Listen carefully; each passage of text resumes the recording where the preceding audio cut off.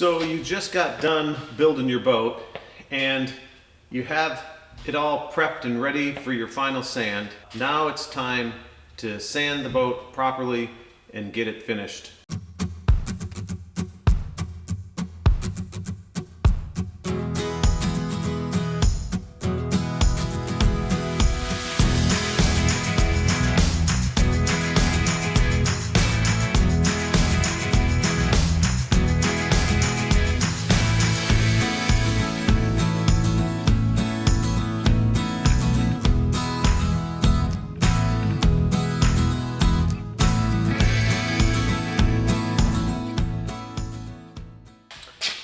So welcome back for another episode.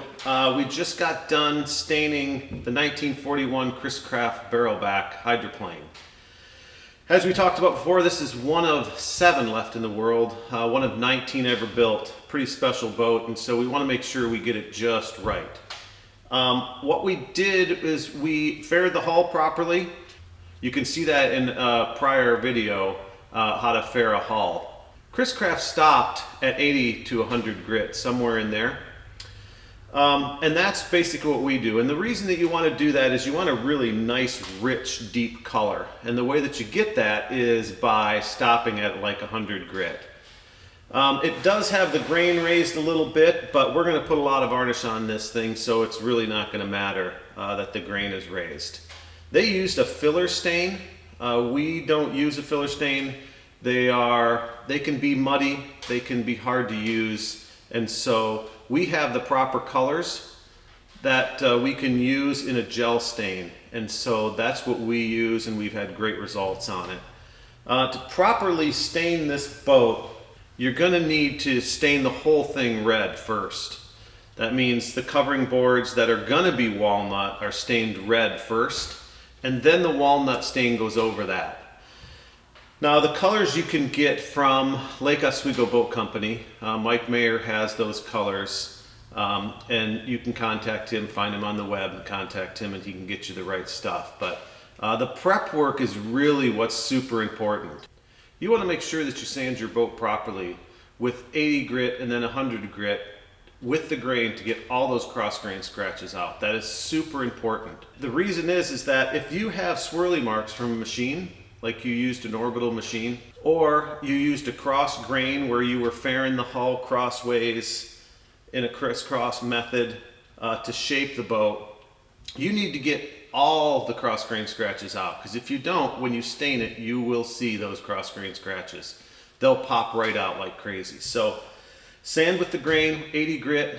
You know, we usually do the hull probably 2 or 3 times with 80 grit, and then we do it at least 2 to 3 times with 100 grit. One thing you want to make sure is that you don't have any cross grain scratches. And the way that you do that is with a shop light. And so what you'll do is you will look at the wood and make sure that there's no cross grain scratches. What we do is we'll take a little piece of chalk, and if we see one, we'll just mark it on the boat. And that way we know. So we'll go over the whole boat with a shop light.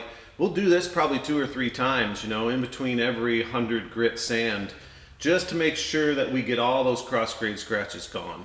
You know, my feeling is you've worked so hard on building the boat. The finish is the last thing to make the thing look incredible. You know, you've spent all the time to get the right wood. You know, you want to get that right stain color, and now the time is to make sure that you don't have any cross grain scratches, the boat's faired properly.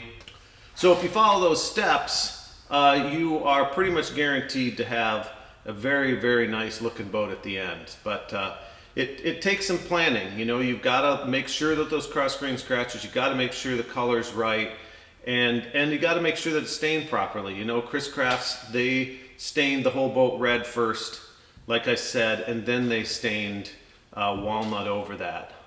Century did a little bit different. They did not stain red underneath the walnut, and that's why it looks a little bit different, and that would be correct for a Century. You know, when you're applying the stain, you want to do it in a circular motion. You want to make sure that you cover everything really well. And then when you're wiping, you know, not to wipe too hard.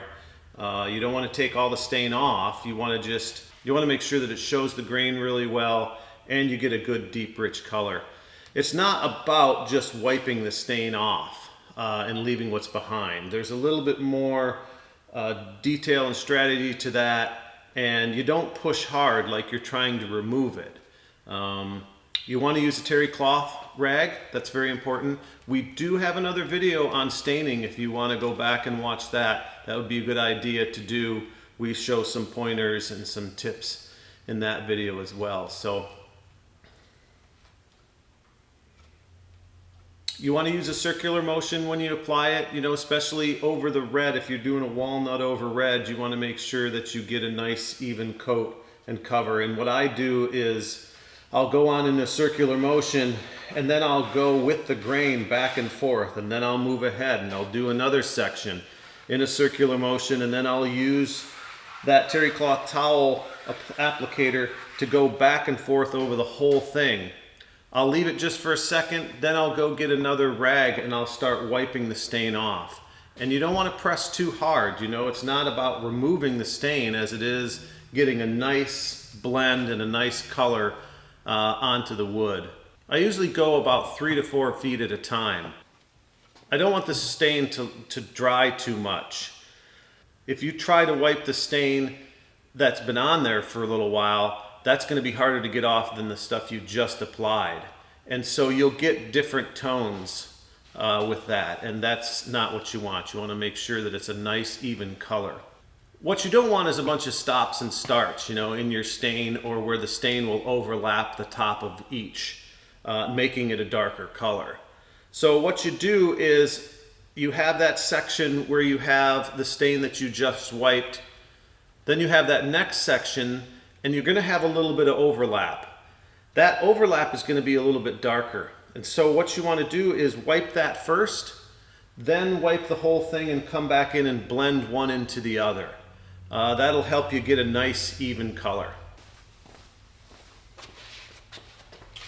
So I hope that was helpful. And make sure you watch some of those other videos where we show you a little bit more in depth on applying the stain and then also fairing the hull. So one thing that we got going on, we're going to be heading to the International Boat Show, and that's in Burlington, Vermont. If you see us up there, please give us a shout. Thanks for showing up. Hopefully this helps. We will see you back here, and don't forget to hit that like and subscribe button. Take care. Bye.